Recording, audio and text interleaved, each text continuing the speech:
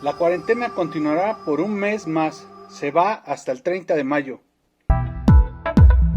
Para algunos esta medida es correcta para preservar la salud ante todo, pero para otras personas será una medida drástica ya que viven al día y tienen que salir a buscar el pan. El presidente dio una serie de datos científicos que demuestran que las medidas de mitigación han resultado bastante positivas. Aquí te dejo el resumen. Proyecciones científicas que estiman que si no se hubiera puesto la medida de aislamiento social, la curva de casos de contagio se hubiera ido a la catastrófica cifra de 30,000 casos por día, cosa alarmante.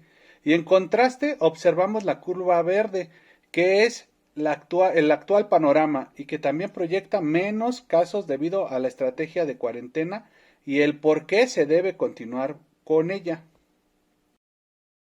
Curva teórica, sino una modelación matemática basada en los datos reales, pero que con el uso de ciertos métodos muy reconocidos en las aplicaciones matemáticas a la epidemiología nos permiten ver lo que hubiera pasado y lo que está pasando.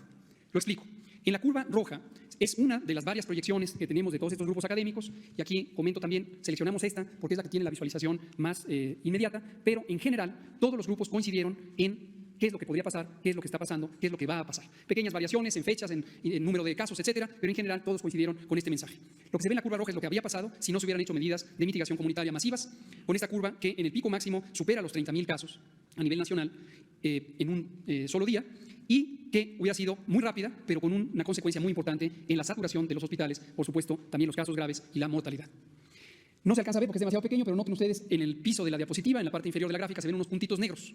Son datos reales, es la vigilancia epidemiológica. Y con base en esos datos se puede construir lo que habría pasado. Después ven una serie de puntitos rojos que están a continuación. Son los datos a partir del 23 de marzo y hasta hace 48 horas. Y eso lo que permite es reconstruir la curva verde. Y esto es igual a la parte que presenté con la diapositiva 1.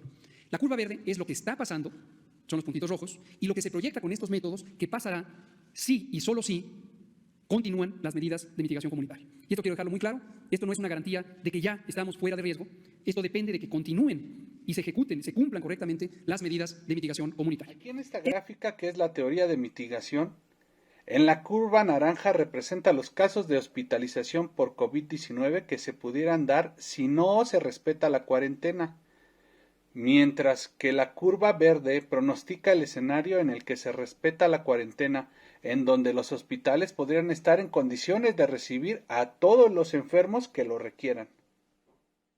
Entre las medidas de la fase 2, reducir la movilidad en el espacio público, y lo que vamos a tener en la fase 3. Lo hemos dicho todos los días. Si no se reduce la movilidad, vamos a tener más casos. Por eso dijimos que era la última oportunidad de lograrlo cuando anticipamos las medidas de la fase 2. Y lo hemos dicho todos los días. Aquí podemos ver la suspensión de actividades académicas en todos los niveles. Pues esto para los padres pues deberán de buscar actividades para sus hijos. Las actividades laborales no esenciales también se suspenden, y las actividades sociales como el pensarte irte de vacaciones, los conciertos, eventos públicos se suspenden. También proyectaron el tiempo de la pandemia si, solo si, se cumplen con las medidas de mitigación. Es nuevamente la misma gráfica que ya presenté, la curva esperada en rojo, la curva proyectada, es decir, lo que va a venir dado el comportamiento de la epidemia, solo para indicar algunas fechas importantes. Hay un intervalo de fechas posibles para el pico máximo de la intensidad de transmisión de la curva epidémica, del ACME, y estas oscilan entre el 8 y el 10 de mayo. Hay otras predicciones un poco más optimistas de que fuera antes, un poco menos de que fuera después, pero hay un punto medio entre el 8 y el 10 de mayo. Y eso nos lleva además a la duración de la epidemia, y aquí dejo en claro, estamos proyectando este primer ciclo de la epidemia. El primer ciclo de la epidemia se puede proyectar que se extendería hasta agotar cerca del 95% de los casos esperados el 25 de junio, y como suele pasar en todas las epidemias, con un hilo, una cola, una continuidad de la epidemia ya con una transmisión muy baja que se extiende por varias semanas más. Esta es la predicción para este primer ciclo.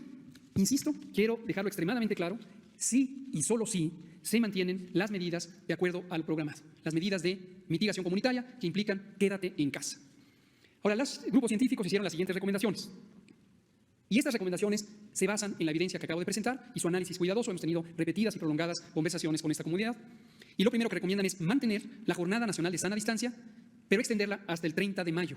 Originalmente estipulada el 30 de abril, ahora se extendería hasta el 30 de mayo. Con el propósito de conservar la intensidad de las medidas de mitigación que están dando resultados y que si continúan seguirán dando resultados. Pero también recomendaron de manera enfática asegurar la adecuada implementación y cumplimiento de estas medidas de seguridad sanitaria. Y esto implica el compromiso, la responsabilidad de todas y todos los miembros de la sociedad. Y ya hemos dicho, agradecimiento a quienes de manera individual o las pequeñas empresas que están cooperando, también las medianas y grandes empresas que están cooperando, pero falta la cooperación decidida de otras empresas, dado que la medida está orientada a la actividad laboral, para que pueda facilitarse el cumplimiento por parte de los trabajadores y las trabajadoras. Coronavirus en la República Mexicana, en donde la Ciudad de México es la de mayor incidencia, seguido de Tijuana, Guadalajara, Monterrey, y así continuamos. Y ha dicho que ya algunos de los estados están o pueden ya estar en fase 3. Un mapa técnico que nos permitirá ya no solo visualizar los municipios afectados, sino los municipios en los que se va a levantar las medidas de mitigación el 17 de mayo, y esos son los que están en verde. Todas las zonas verdes van a poder regresar a la normalidad el 17 de mayo. Esto incluirá la actividad escolar, se recuperará la actividad escolar en esos municipios. Los municipios en amarillo son aquellos municipios que están colindantes geográficamente con las zonas de alta transmisión, y obviamente los que están en rojo son las zonas de alta transmisión. En estos otros tendrán que esperar hasta el 1 de junio, y respecto a actividad escolar que acabo de mencionar, obviamente también esto tiene que ser puesto a disposición de la autoridad escolar del país, que es el titular de la Secretaría de Educación Pública y el Consejo Educativo Nacional, tal como lo hicimos al inicio cuando se implantaron las medidas, y justamente la suspensión de las escuelas fue la primera medida que se logró. Termino con la tabla para que vean ustedes el número de municipios que lograríamos liberar de estas medidas de mitigación. Están por estado, y hay 3 categorías: con contagios, son los que están pintados en rojo; vecinos de contagios, los que están pintados en amarillo; y finalmente sin vecindad y sin contagios, que son los pintados en verde. Si nos vamos al final de la tabla, vemos que tenemos 979 municipios que están en la zona verde, la zona que se podrá liberar más pronto, y los otros gradualmente, de acuerdo a cómo se vaya teniendo éxito: 1021 los que son vecinos y 463 los que tienen alta transmisión. Tercera recomendación, y esta es nueva, esta es importante, esta va a llevar a una decisión muy importante: regionalizar la intensidad de estas medidas. Con el mapa municipal lo que apreciamos es zonas sin transmisión o zonas de mínima transmisión. Para fines prácticos es como que estas zonas están en fase 1. Y en fase 1 son tan pocos los casos que se puede utilizar contención y no medidas masivas de mitigación. Contención, detectar casos sospechosos, diagnosticarlos y ponerlos en aislamiento a ellos y a ellas y sus contactos.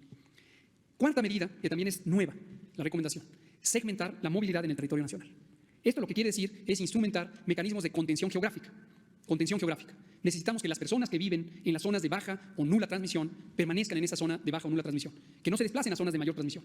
Y viceversa, que quienes vivimos en zonas de alta transmisión no vayamos a zonas de baja transmisión, porque eso transportaría los contagios.